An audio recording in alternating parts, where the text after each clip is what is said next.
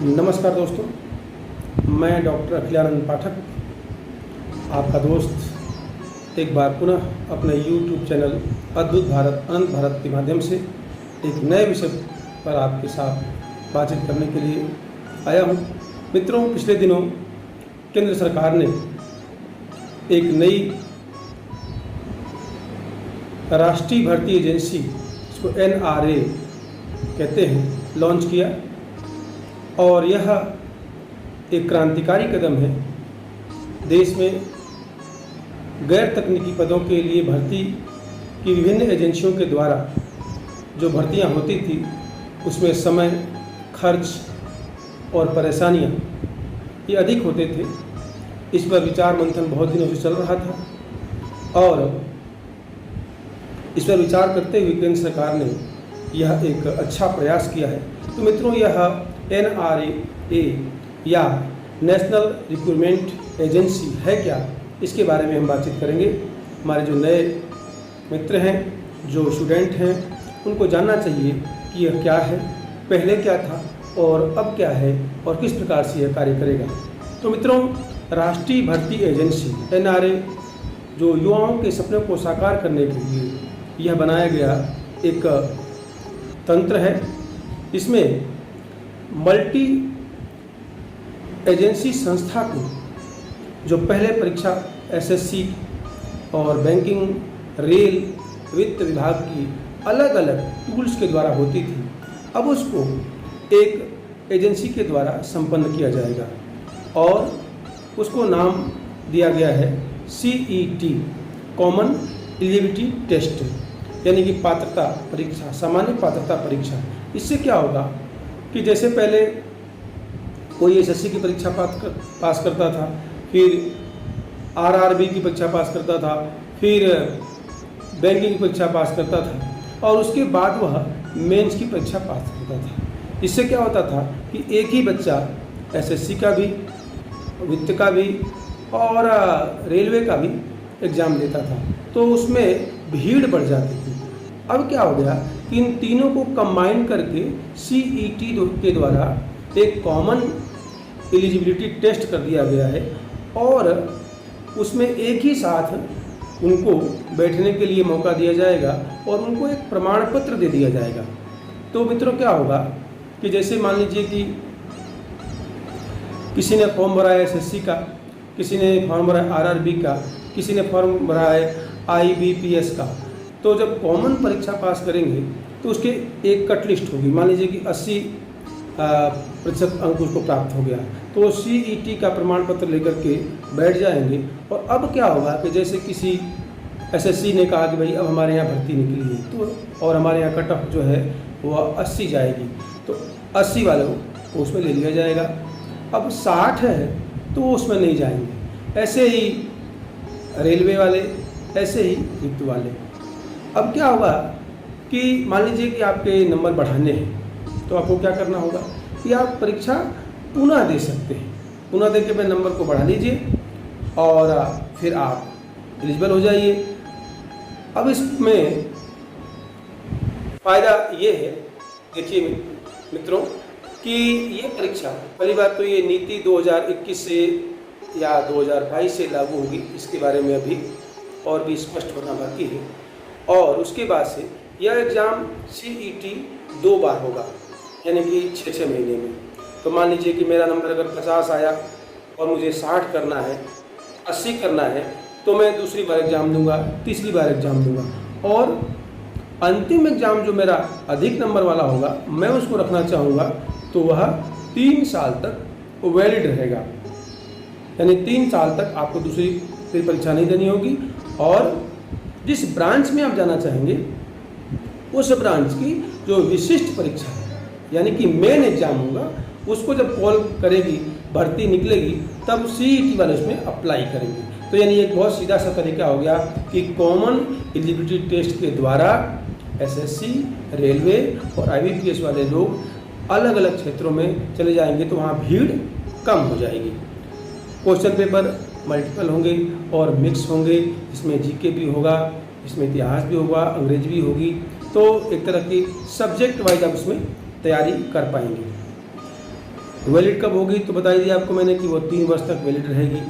Chance unlimited है।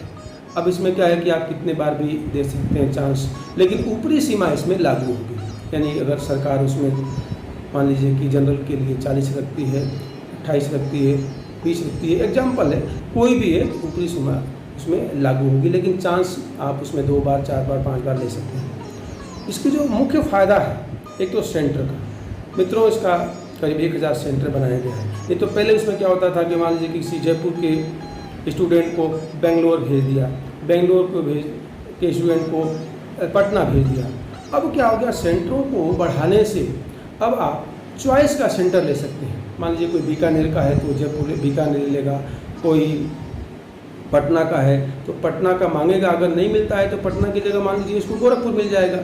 तो कम से कम इसमें उस बच्चे का जो आवागमन है और उसमें जो उसका खर्च है वह कम हो जाएगा। इसी प्रकार से पाठ्यक्रम बताया मैंने आपको, मिक्स होगा।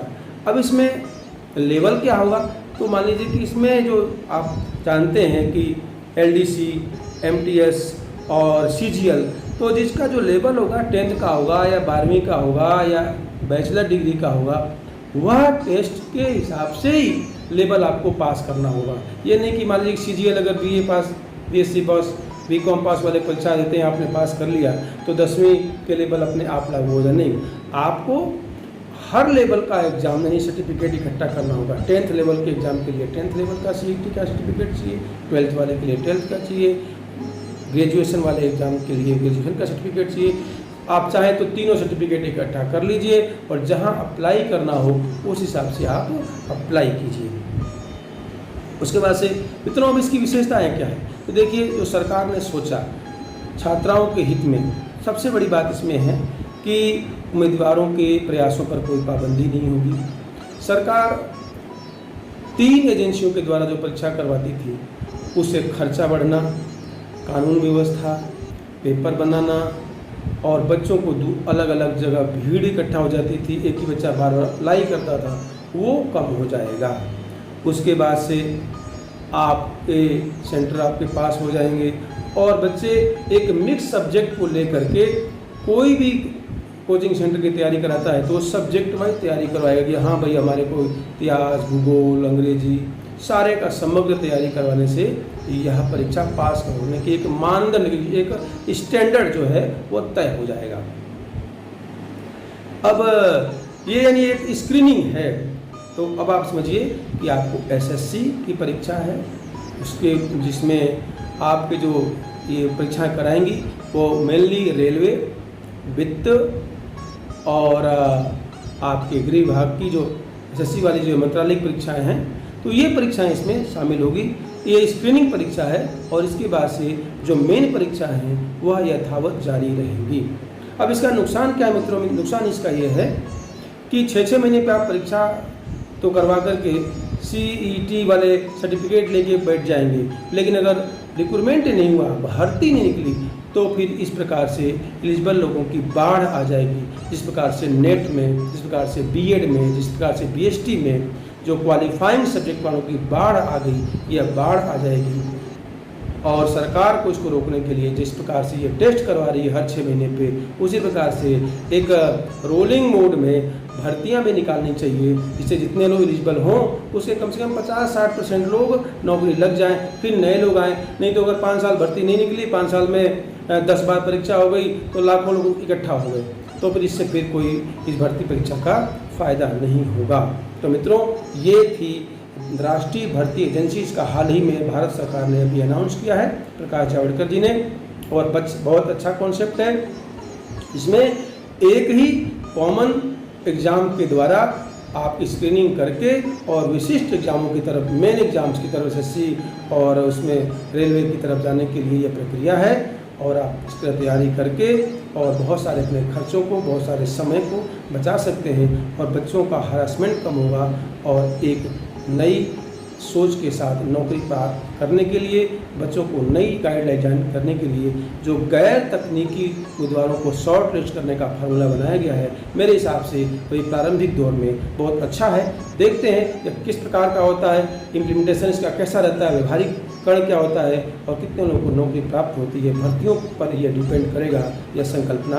तो मित्रों, आशा है आपको यह NRA राष्ट्रीय भर्ती एजेंसी की पूरी संकल्पना और सिस्टम समझ में आ गया होगा। पुनः मिलेंगे एक किसी और विषय पर कुछ समय बाद। आप चैनल को देखते रहिए, सब्सक्राइब करिए। तब तक के लिए धन्यवाद, बहुत बहुत नमस्कार।